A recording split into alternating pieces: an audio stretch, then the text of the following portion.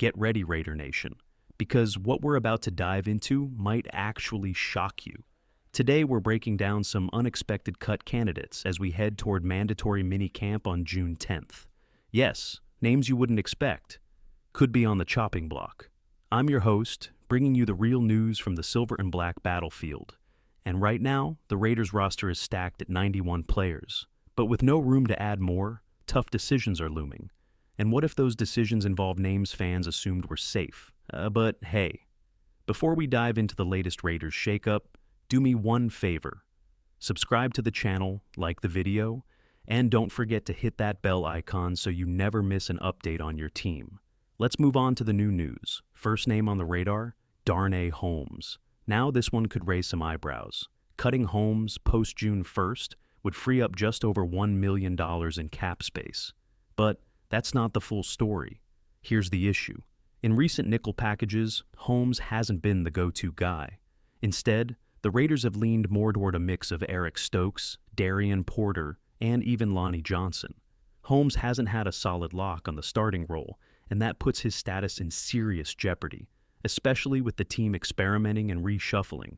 Remember, none of these cuts are confirmed, but if they were announced tomorrow, you'd probably say, wait, really? Next up in the Raiders' surprise cut radar, Darnay Holmes' situation just got even murkier. Early in the offseason, some fans thought he could compete for the starting nickel spot. But now, guys like Thomas Harper are clearly being prioritized in the rotation. And that says a lot. The Raiders' defensive staff seems to favor a different mold: long, rangy, physical defensive backs. Holmes doesn't quite fit that profile. He's quick and gritty, sure, but not the type of corner this coaching staff seems to want anchoring the middle. That makes him a possible cut, even if it would have shocked us just a few weeks ago. Now let's talk about safety Trey Taylor, a 7th-round pick, a Jim Thorpe Award winner, and a player who came in with college accolades.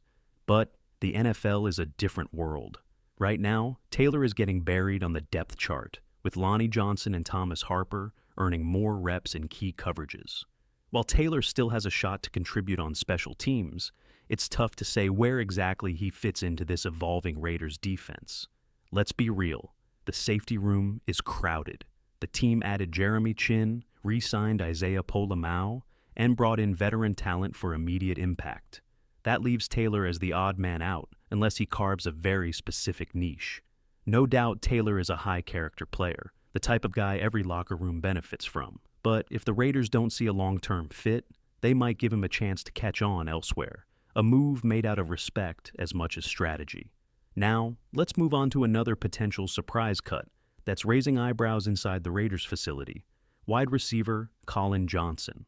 When Johnson was signed, there was a bit of buzz. At 6 feet 6 inches, he's among the tallest receivers in the NFL, and that kind of size usually grabs attention. Raiders fans hoped he'd be a red zone mismatch, or at least add depth to the outside receiver group.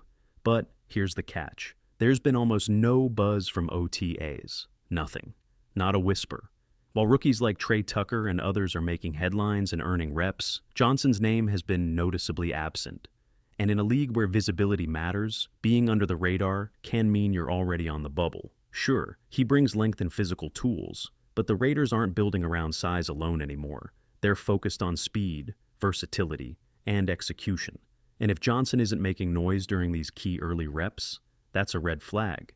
He may still offer value, but at this point, don't be surprised if the Raiders decide to move on.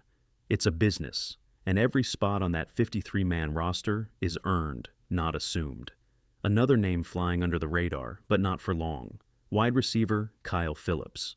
On paper, Phillips might not jump off the page, but behind the scenes, there's been a quiet buzz, especially because of his connection to Chip Kelly. In fact, when the Raiders brought Kelly on board, one of the first roster moves they made was signing Phillips. That's not a coincidence, that's a relationship.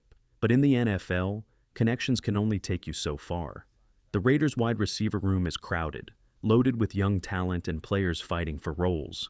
If Phillips doesn't shine during camp or carve out a role on special teams, it won't matter who recruited him in college. Yes, he's got agility and solid route running, but he's not guaranteed a roster spot. The Raiders are in evaluation mode, and sentimental ties won't outweigh performance. That's why Kyle Phillips is another legitimate surprise cut candidate heading into training camp, a name to watch closely as competition heats up in Vegas. Let's keep it rolling with two more potential surprise cuts, Kyle Phillips and Dylan Laub. Starting with Phillips, it's a tough situation. The connection to Chip Kelly definitely bumped his stock when he signed, but that edge is fading fast. Why? Because guys like Tommy Mellott and Dante Thornton Jr. are flashing more upside. Jack Beck? He's been turning heads. And while Phillips is a clean route runner, he sat out all of last season and hasn't exactly made a splash since arriving. In a room full of hungry young talent, being solid just isn't enough. The Raiders are looking for difference makers, and right now, Phillips is on the outside looking in. Now, to the backfield, and no, this isn't about Zamir White just yet. We're talking Dylan Laub. After June 1st, the Raiders could save close to $1 million by moving on from him. They already drafted Ashton Jeanty and added Raheem Mostert. Laub's best shot at sticking? Special teams. But even there, guys like Mellott and Tucker offer more versatility. And, crucially, better ball security. And that's a sticking point. Ball security has been a hot topic this offseason, and Laub's history of putting the ball on the turf doesn't help his case. Speaking of ball security, let's not forget Zamir White, another name that keeps floating in these surprise cut conversations. Drafted by the previous regime, entering the final year of his deal, and now facing stiff competition. If Jeanty continues to dominate and White sees his role shrinking, don't be shocked if he asks for a release. Not because he isn't talented, but because he might want a real opportunity elsewhere. The backfield battle in Vegas is heating up, and there could be more shakeups ahead.